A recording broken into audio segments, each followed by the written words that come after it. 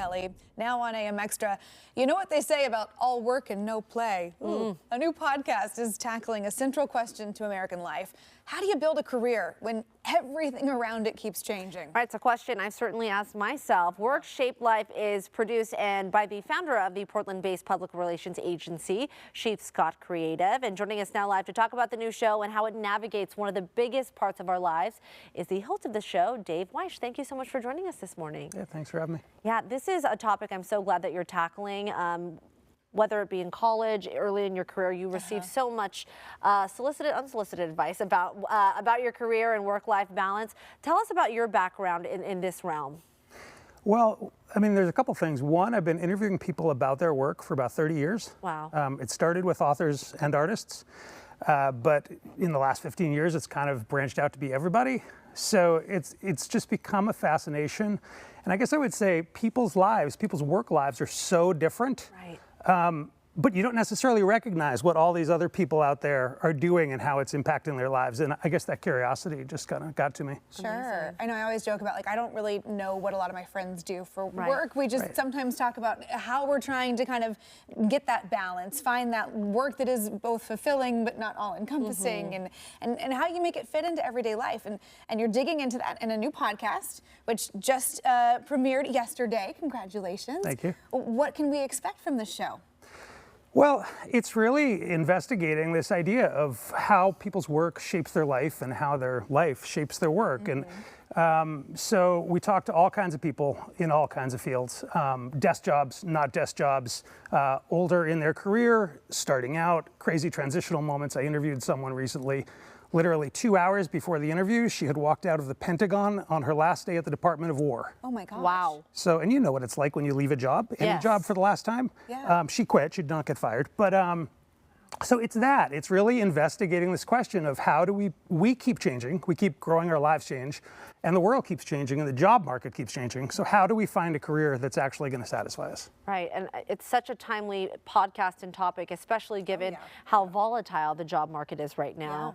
What are you hoping audiences take away from this, given the state of the economy right now?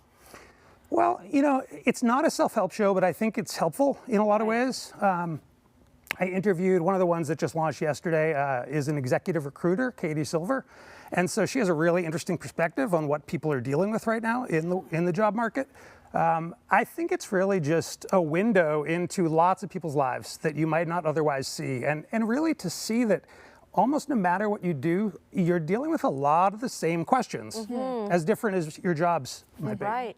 I think that can be comforting in some ways, right? It kind of dispels a little bit of the grass is greener syndrome, maybe, and allows you to really focus on what's important to you. Right. We really did see, I think, a big pandemic pivot that has really continued since 2020. A lot of people thinking, I'm not on the path I want to be on. I want to do something different. How is that changing the game for what we want out of our work lives? Well, I think people want more than they used to, honestly. And that's part of it, too. It's that the self-awareness of what you think you want out of your job, where you find purpose, but also the sort of the territory that you want to protect about your personal life. Maybe you have kids. Maybe you like to travel. Maybe your hours are such that you just want your nights free or your days free. And I think people are looking to find the right place for them within that world. Right. Yeah, it's a question a lot of people are asking themselves right now. How can I find that work-life balance, have a job that makes me happy, and still be happy at home? I actually had a professor, and I kind of want to get your take on this. I had a professor tell me in college, she said, don't ever try to find a job that makes you happy, because that's not what jobs are for. Happiness, you should have a job that makes you money to go do the things that make you happy. What's your take on that advice, given the people you've spoken with? Is that sage advice?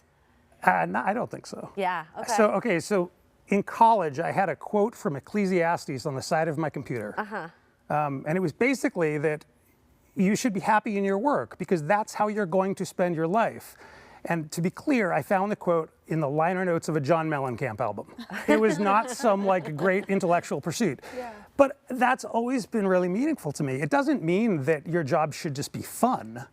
But it means that you should find some sort of personal satisfaction because, again, like, what are we talking about? 30, 40, 50, 60 hours a week?